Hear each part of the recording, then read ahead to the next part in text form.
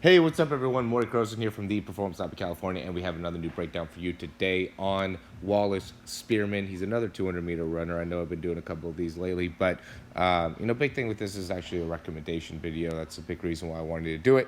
And the big focus of what we're going to put on is really the finish. I think Wallace Spearmon has a really good finish, but he also has a pretty good start. And really looking at a lot of these top overall sprinters and how they get out in the 200-meter and how that could potentially help you and affect you. So you can see here, as really a lot of these guys start, you can see that they really have a lot of, the common, this is Wallace Spearmon here, a common thing that we see is a big, upward movement with the arm as well as a big backward movement with the arm, which is obviously important. But then as we see that the transitions happening, I notice that there's really a lot of overall activation within like the upper trap, upper back as the race is starting, which to me, and I wish this was better video. Wallace Spearmon, he was a good sprinter for a long period of time, and he, would really doesn't have anything in the newer videos that have more of the HD. But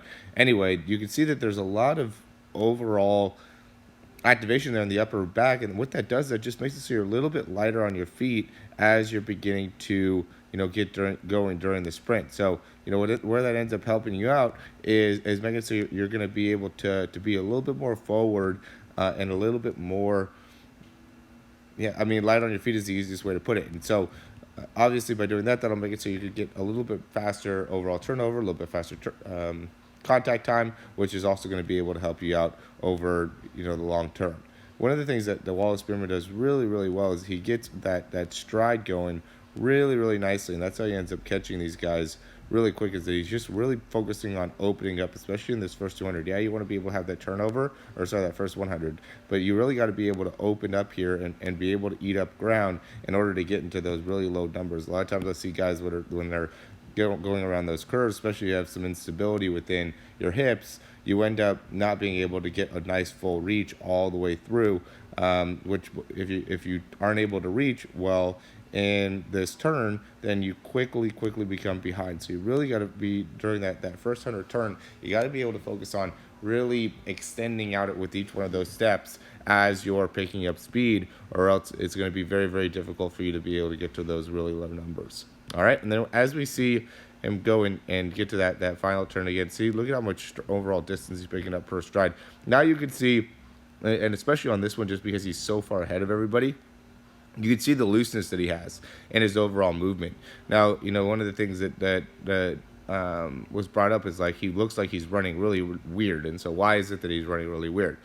Well, how he's creating force overall with his arms is a little bit unconventional. If we see, and I see this a lot where, one side ends up being a little bit more of your straight side, right? So this right arm, as he drives it back, he drives that arm straight back. He drives that left leg straight back. So this is a little bit more of his like conventional straight side. Well, then we see the left arm, as the left arm goes back, ends up going more off to the side, more back this way, and his right leg ends up turning out a little bit more. See how his right foot is kind of turned out towards us? No, you can't see. Again, I wish it was a little bit better quality, but it's a little bit more turned out. So now as he's creating that force, look how he really turns all the way inwards, kind of pushes off in that inward fashion. So he's a little bit more rotational with that right leg and a little bit more outwards with that left leg, where this one he lands and he's pretty straight, pushes straight back there, and then again he goes on the right side and really gives more of a pivot as he's pushing off during that step. Now, obviously that's something that is going to be unique to him and how he runs, but it is something that I see a lot where, you have one side that's a little bit more of a straight side and the other side that's a little bit more of the rotational. And the thing that's interesting about it is that the rotation usually helps generate a lot more force, right? That's how we as our body moves, that's how we're able to generate torque, like when you're trying to throw something or you're trying to swing, you're trying to chop. Those movements are rotational movements, and we're able to generate a lot of force through those, punch also.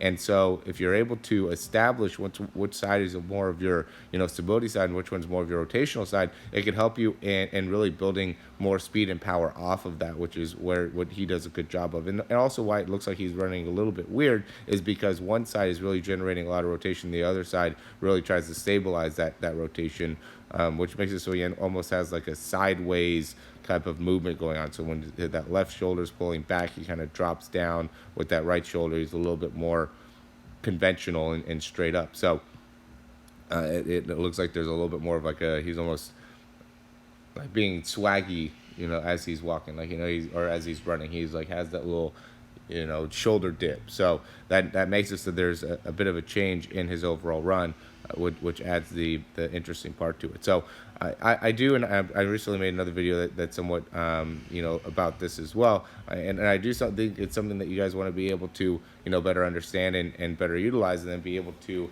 implement that into your training. I think that the biggest thing that, these top athletes have is just an elite awareness about their bodies and how they're able to move their bodies and control their bodies and, generate power from their bodies. And that makes it so not only are they able to, better accelerate, but it also makes it so they're better able to decelerate. A lot of times I see guys that just need to better understand how to decelerate when landing, and controlling their landing, so then they're able to push off and not spend too much time on the ground. And that ends up being their biggest thing, is that it's really more of a deceleration thing, where they can't understand the mechanics of deceleration, so therefore their body doesn't allow them to fully accelerate. So, when they're in maybe like a two-leg vertical jump, a lot of overall power, but with one leg just not able to generate the same amount of power because of an inability to kind of decelerate control.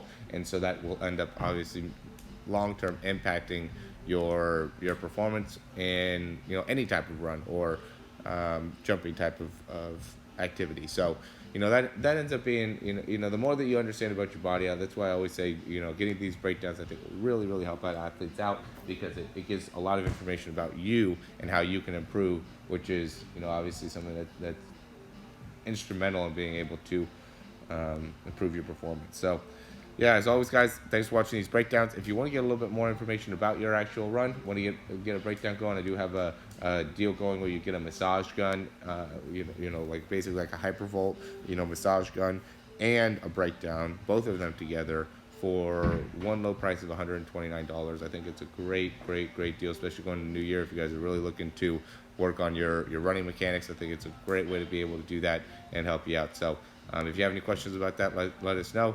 Or if you have any questions about the breakdowns or any recommendations of what we should do, we would be happy to do so. As always, thanks for watching, and we'll talk soon.